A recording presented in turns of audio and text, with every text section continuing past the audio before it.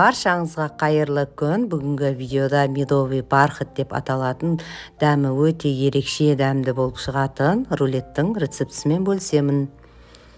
Өте дәмі нәзік және жасалу жолы оңай. Менімен бірге болып видеоны соңына дейін қараңыздар.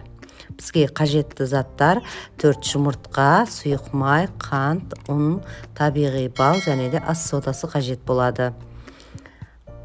Жұмыртқаларымызды ыдысымызға салып аламыз. Үстіне бір шымшым тұзымызды салып, жақсылап миксерлеп аламыз. Жұмыртқаларымыз кішкене көпіріп бастағанда, біз қантымызды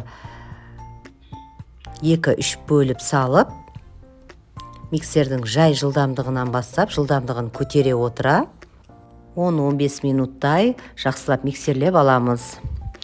Біздің осы жұмыртқалы массамыз 2-3 есе ұлғайып, осылай ағарып, көпіруі қажет. Осылай көпіреді мінекей. Енді ары қарай күрекшенің көмегімен жұмыс жасаймыз.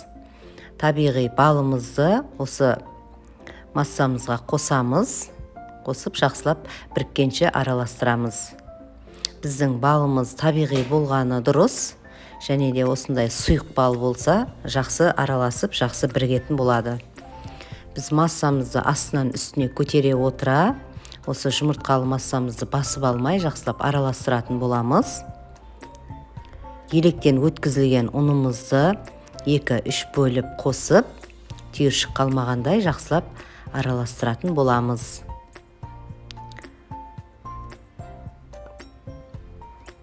Күрекшенің көмегімен жақсылап астынан үстіне көтере отыра, осылай араластырамыз.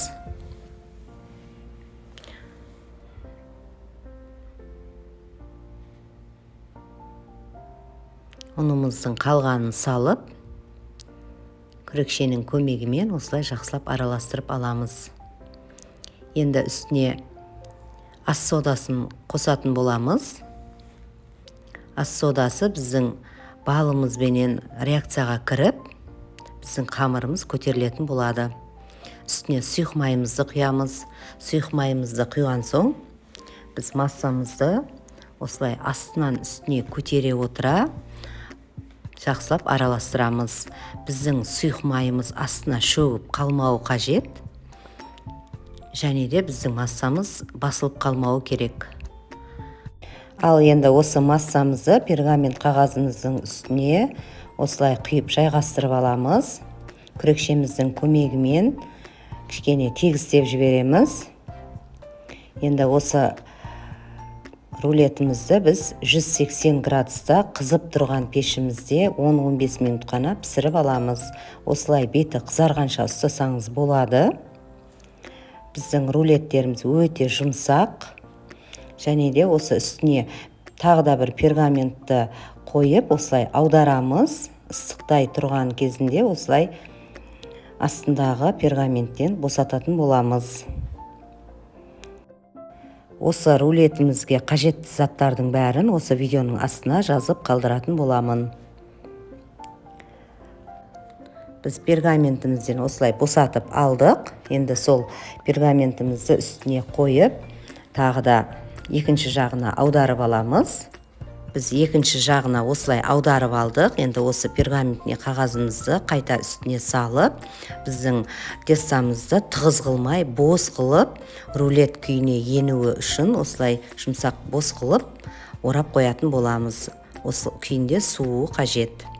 Енді біз рулетіміз суығанша кремін жасайтын боламыз. Кремі үшін бізге творожный сыр және сгущенное молоко, қант ұнтағы және де салқын сливке қажет болады. Қант ұнтағын біз творожный сырдың үстіне саламыз. Сгущенное молокомызды да үстіне қосатын боламыз. Және осы 3 масса жұмсарып, жақсылап біріккенше миксердің жай жылдамдығында бір араластырып алатын боламыз.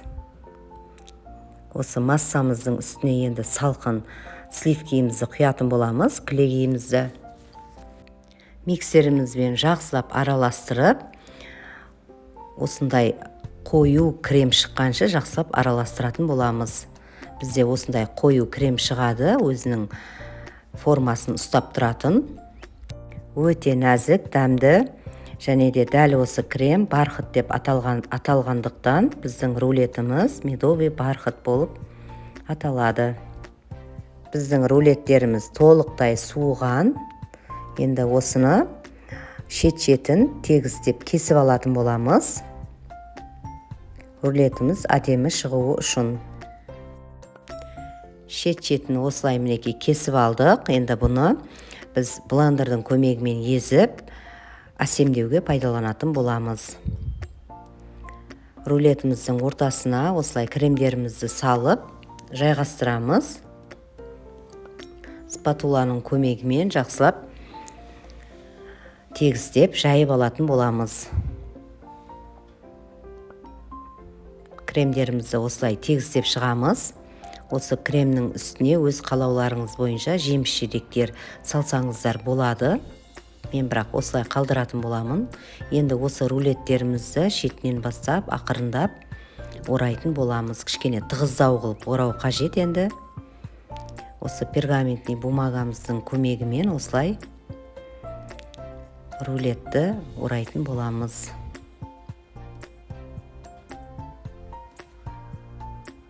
Тығыздап орап алдық біз рулетімізді. Енді осыны тоңазытқышқа біз кемі 2 сағатқа қалдыратын боламыз. Біздің рулеттеріміз 2 сағаттай тұрды тоңазытқышта. Енді мен тең ортасынан осылай бөліп аламын. Біздің рулеттеріміз осындай болып формасын жақсы ұстайды. Тоңазытқышта тұрған соң біздің кремдерімізді жақсы бірігетін болады.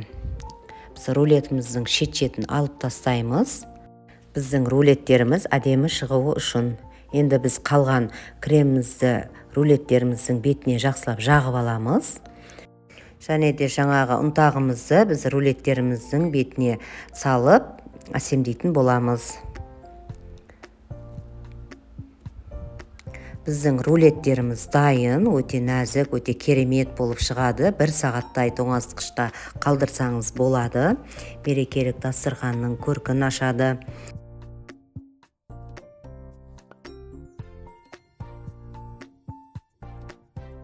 Жасап көруге кеңес етемін. Енді қазір рулеттерімізді кесіп көрсететін боламын. Формасын өте жақсы ұстайды. Және біздің кремдеріміз осы тестамызға жақсы сіңген. Өте жұмсақ, нәзік рулеттер. Жасап көріп, үйшіңізді қуантыңыздар. Видео ұнаса, маған лайк басып, пікір қалдыруды ұмытпаңыздар. Астарың дәмді болсын. Келесі видеода кездескенше.